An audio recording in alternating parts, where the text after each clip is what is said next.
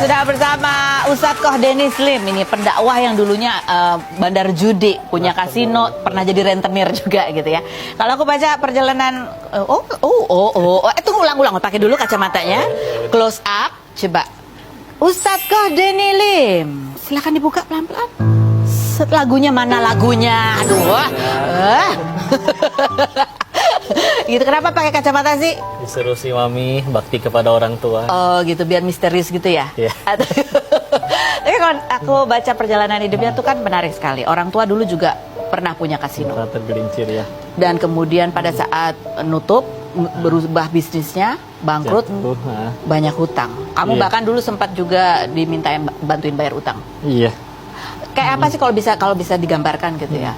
Dulu hidupnya waktu uang katanya mengalir seperti air, kemudian tiba-tiba berbalik 180 derajat, itu perbedaannya kayak seperti apa? Roller coaster sih, tapi yang lebih dirasa tuh karena waktu itu memang masih kecil ya. Lebih ke yang biasa tiap pekan dibeliin mainan baru, jadi nggak pernah. Yang lebih nggak enak tuh kalau emang lagi ekonomi sulit biasanya ya kan kurang akur ya orang tua.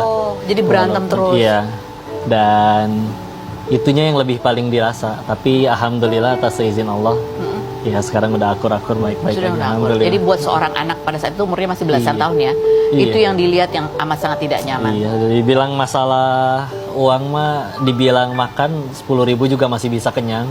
Punya 1 miliar atau punya 10.000 tetap bisa kenyang. Nggak mungkin dibeli nasi bungkus semuanya. Tapi yang tidak tenang itu ya di yang hati. lebih berat ketika ngelihat orang yang disayang nggak bahagia. Kemudian kamu sempat juga dapat tawaran pekerjaan ke Thailand. Itu juga ya, judi juga gitu bisnisnya. Ternyata itu juga. Pada saat kamu mendapatkan tawaran itu dan ternyata bisnisnya adalah judi, sempat dilema nggak sih? Dilema, tapi ya karena lemahnya iman, nggak berani nolak. Apalagi waktu itu ya utangnya waktu itu belum selesai. Ya tergelincir lah ke sana. Dilemanya apa waktu itu? Ya tahu itu salah sebetulnya. Sebagaimana para koruptor juga tahu kalau yang mereka lakukan salah. Tahu itu salah. Tapi ya namanya anak kecil masih bodoh. Masih bodoh. Ya. Tapi Ustadz kalau nggak salah nih aku baca, tetap gitu. Walaupun mungkin ibadahnya belum sesempurna atau belum lebih baik seperti sekarang. Tapi dulu katanya kalau mau pergi ke kasino atau mau kerja itu dulu sholat dulu juga. Iya, karena kan sehari 5 waktu. Itu jadi, dijalankan dari dulu.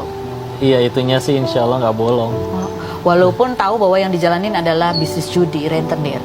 Iya, sebetulnya lebih kayak dalih sih, seenggaknya. Oh masih ada sholatnya, padahal nggak tahu diterima apa enggak. Pada saat itu, iya. Itu pada saat menjalankan sholat itu karena kewajiban atau memang karena merasa itu juga kebutuhan atau hanya sebuah dalih aja? Perasaan bersalah dan juga bersosok seimbang, padahal nggak mungkin seimbang. Tapi memang jujur lebih ke perasaan bersalah dan memang udah jadi kebiasaan. Doanya apa, inget nggak? Yang paling dirasa banget sih mungkin kata guru dibilang kan di dalam sholat ada ihdinas siratal mustaqim, tunjukkan jalan yang lurus. Tapi setelah beres minta ke jalan yang lurus malah ke tempat yang tidak lurus.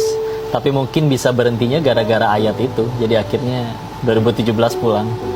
Jadi sholat tetap ditegakkan begitu ya, karena sholat juga yang menuntun untuk kembali. Begitu Ustadz kira-kira?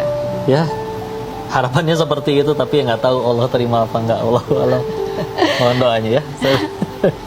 Dan kemudian kalau Ustadz cerita titik baliknya adalah karena melihat dan juga merasakan bahwa duit banyak mengalir gitu, tapi perasaan tidak tenang, tidak bahagia. Iya. Ustadz mengatakan melihat bos-bos itu semua begitu, nggak bisa tidur, harus perlu obat tidur bahkan, padahal duitnya banyak, tapi nggak bahagia. Apakah itu juga yang dirasakan pada saat itu? Waktu itu masih bisa tidur meskipun sulit, tapi nggak bisa lama. Paling lama 3-4 jam bangun. Nggak tahu, gelisah aja, mimpi buruk. Mimpi buruk? Mimpi buruk, gelisah. Jujur ada perasaan bersalahnya makin besar ya. Karena ya nggak sedikit kan akhirnya yang cerita berapa orang yang akhirnya jadi kesulitan rumah tangganya, ataupun walaupun di belakangnya ada juga yang bilang ya suruh siapa main. Tapi ya ngerasa ya jahat tetap sih, bukan perbuatan yang bisa dibenarkan. Jadi ya tanpa gelisah ada perasaan bersalahnya, jadi ya udah. Ada perasaan bersalah. Nggak bisa tidur, nggak bisa. Nggak bisa. Dan kemudian karena waktu itu kalau dengar ceritanya karena mendengar salah satu dakwah dari Agim gitu ya. Guru kami, masya Allah.